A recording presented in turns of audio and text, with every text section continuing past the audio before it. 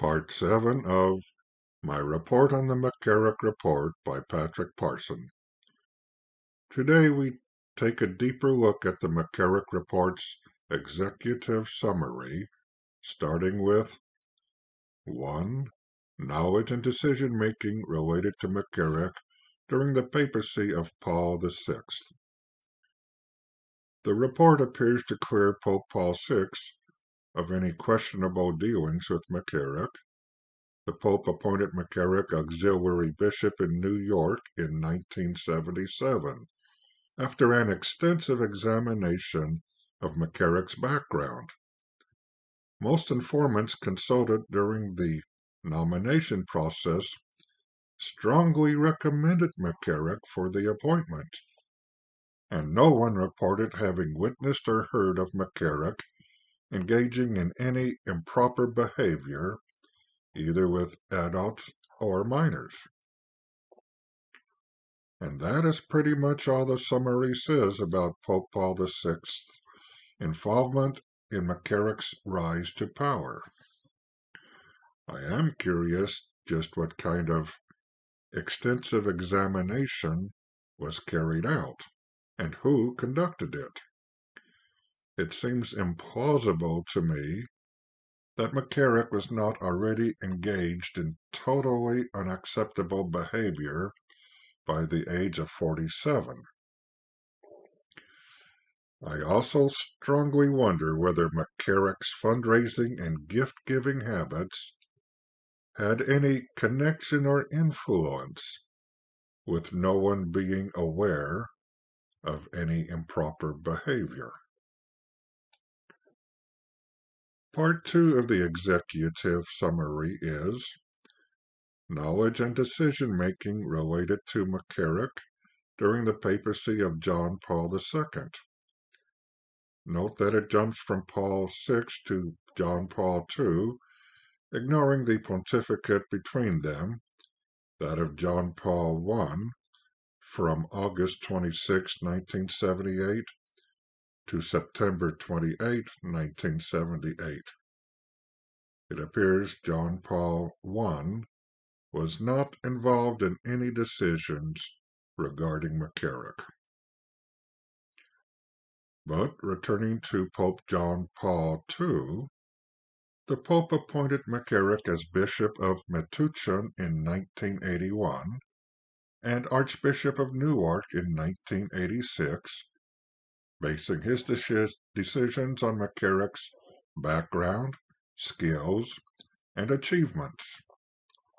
McCarrick had the reputation as a pastoral, intelligent, and zealous bishop, and was recognized as an effective fundraiser both for the Holy See and at the diocesan level. Then in 2000, the Pope appointed McCarrick to Washington, despite 4 categories that had been raised against McCarrick by this time. The 4 categories. 1. Priest 1 claimed to have seen McCarrick engage in sexual conduct with another priest in 1987. Category 2. Anonymous letters sent in 1992 and 1993 accused McCarrick of pedophilia with his nephews. And I'm sure we'll find discussion of the term nephews later in this report. Category 3. McCarrick was known to have shared a bed with young adult men, at his residences in Metuchen and Newark. Category 4. McCarrick was known to have shared a bed with adult seminarians at a beach house in New Jersey. Information on McCarrick's conduct led to the conclusion it would be imprudent to transfer him to a different see in 1997 and 2000.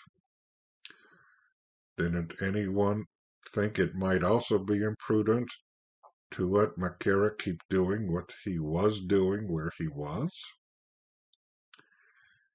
Even so, Pope John Paul II appointed McCarrick to Washington in November 2000, basing his decision on information from 4 New Jersey bishops.